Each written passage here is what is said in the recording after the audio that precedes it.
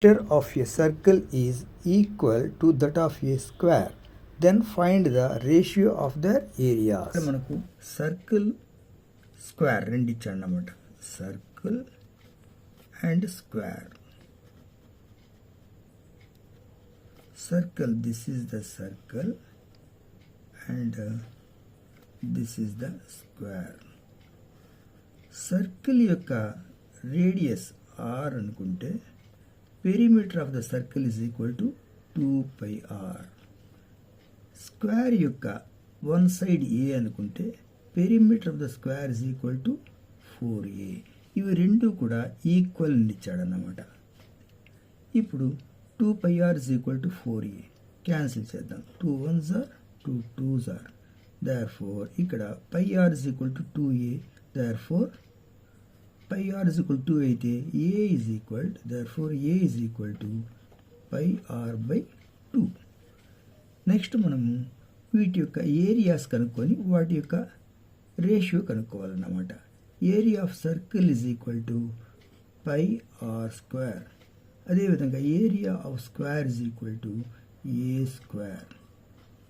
వీటి యొక్క రేషియో అన్నమాట మనం కనుక్కోవాల్సింది. A is equal to pi r by 2 తెలుసు కదా మనకి. therefore a బదులు pi r by 2 whole square. ఈ పై ఆర్ స్క్వేర్ అట్లే ఉంటుంది అన్నమాట.